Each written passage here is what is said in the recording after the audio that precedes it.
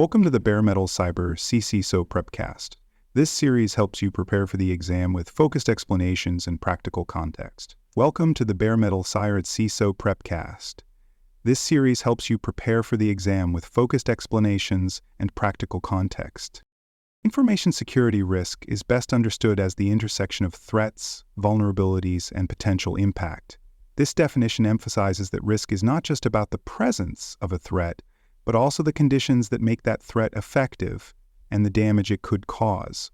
Risk must be differentiated from similar but distinct terms like uncertainty, threats, and incidents. While a threat is something that could cause harm, and an incident is something that already has, risk focuses on the possibility of harm occurring, considering both the weakness exploited and the business impact. The components of risk are essential for clear analysis. These include the asset at stake, the threat targeting that asset, the vulnerability that could be exploited, the likelihood of that exploitation happening, and the impact it would have. Understanding the distinction between inherent and residual risk is also crucial. Inherent risk is the level of risk present before any controls are applied, while residual risk is what remains after mitigation efforts. From an executive perspective, risk is not just a technical metric, it is a strategic consideration that affects how business decisions are made and how resources are allocated. The primary objective of a risk management program in a security context is to protect the organization's critical assets in a way that aligns with overall business priorities. This means not just locking down systems, but doing so in a way that supports productivity, efficiency, and competitive advantage. Risk management also enables informed decision-making at the executive level. When leaders understand the risks associated with certain projects or technologies, they can make better judgments about where to invest and how much risk to tolerate. These processes allow for prioritization of investments and resources based on real risk exposure rather than guesswork. Risk management also plays a major role in regulatory and legal compliance. Many frameworks require formalized processes for identifying, assessing, and treating risks. By meeting these requirements, organizations avoid penalties and demonstrate accountability. Finally, a mature risk management program enhances overall organizational resilience. It prepares the business to respond to disruptions and ensures that critical functions can continue even under adverse conditions. For more cyber-related content and books, please check out cyberauthor.me. Also, there are other podcasts on cybersecurity and more at baremetalcyber.com. The risk management lifecycle is made up of several connected phases. It begins with risk identification, in which assets, threats, and vulnerabilities are cataloged. This process ensures that nothing important is overlooked and that the organization has a clear inventory of its exposures. The next phase is risk assessment, where each risk is evaluated based on likelihood and potential impact. This assessment helps prioritize which risks require attention. Following assessment, the organization moves to risk treatment.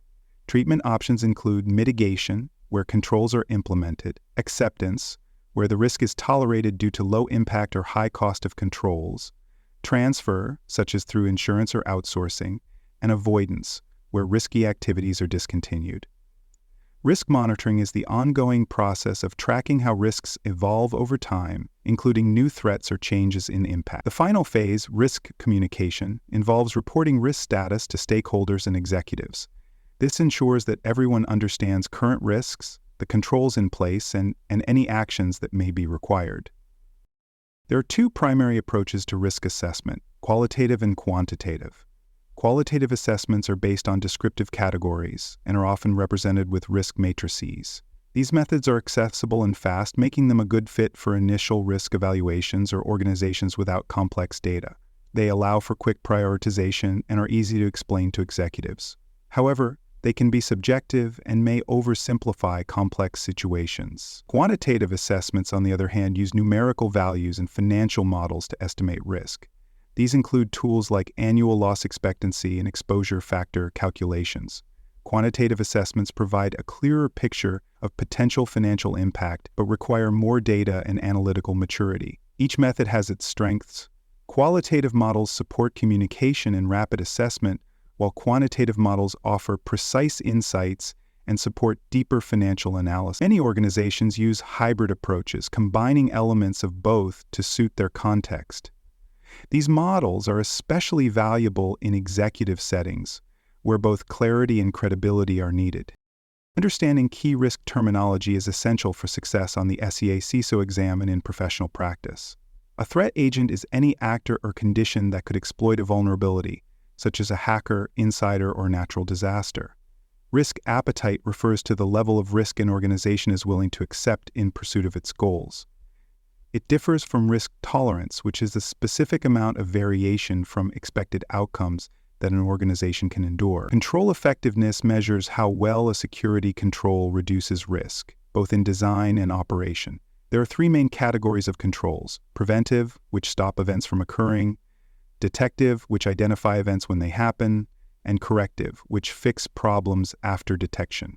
Exposure factor is the percentage of asset loss expected from a specific event. When combined with annualized rate of occurrence, it helps calculate annualized loss expectancy. Residual risk is what remains after all planned mitigation is in place, and it is the level of risk that must be managed or accepted at the executive level. Strategic prioritization of risks is essential in a business context. Tools like heat maps and scoring models help communicate risk in a format that executives can easily understand.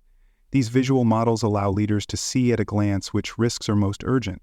Effective prioritization also involves mapping each risk to its impact on business objectives. This ensures that technical risks are considered not just in isolation but in terms of what they mean for the organization's mission. Legal, reputational, and financial consequences must also be considered. A low-probability event with high reputational impact may still be prioritized over more frequent but less damaging risks. Risk aggregation is the process of understanding how multiple smaller risks may interact or combine into a more significant systemic threat. Ultimately, prioritization must be driven by strategic impact, not just operational details. This approach ensures that executive attention is focused where it can deliver the greatest protection and value. Roles and responsibilities in the risk management process must be clearly defined. The Chief Information Security Officer owns the risk management program at the executive level. This includes setting policy, reviewing risk assessments, and making decisions on treatment strategies. However, the CISO does not work alone. Business units are responsible for identifying operational risks within their functions and ensuring that controls are followed. Risk committees provide governance and oversight. These groups bring together stakeholders from across the organization to review major risks, evaluate treatment options, and track progress. Legal, audit, and compliance teams have their own responsibilities. Legal ensures that risk treatment aligns with laws and regulations. Audit validates that processes are working as intended. Compliance verifies that standards are being met. Third parties also play a role. Vendors, consultants, and service providers must be evaluated for their risk contribution, and shared liability must be accounted for in contracts and controls. Documenting and reporting risk is a critical part of the process. Organizations maintain a centralized risk register that lists identified risks, their assessments, and current status. This register must be kept current and accessible to authorized stakeholders. Standardized formats are used to describe risks and their treatment plans.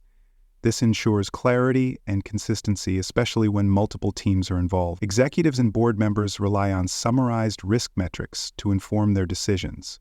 These metrics include risk ratings, trends, and treatment progress. All documentation must align with regulatory and audit expectations. This includes traceability, version control, and evidence of review. Communicating the organization's evolving risk posture requires ongoing updates, tailored summaries for different audiences, and the ability to explain how changes in threat landscape affect business outcomes. Clear communication is just as important as accurate analysis in ensuring that risk management delivers value. Risk is not a standalone activity. It is deeply connected to governance and compliance. Risk management provides the foundation on which effective governance structures are built. Without clear risk understanding, governance decisions lack direction. Compliance programs rely on risk data to determine which controls are necessary and how rigorous they must be. Risk information also drives investment decisions.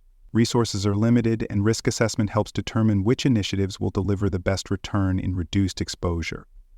Mature organizations integrate risk management into their enterprise governance frameworks. This allows for unified oversight, better coordination, and more consistent execution. Governance, risk, and compliance platforms, commonly referred to as GRC platforms, help automate and unify these efforts. These tools bring together data, workflows, and reporting, enabling leaders to make faster and more informed decisions. Integration of risk with governance and compliance is a sign of maturity and strategic alignment. The CASO exam includes a wide range of questions related to risk management.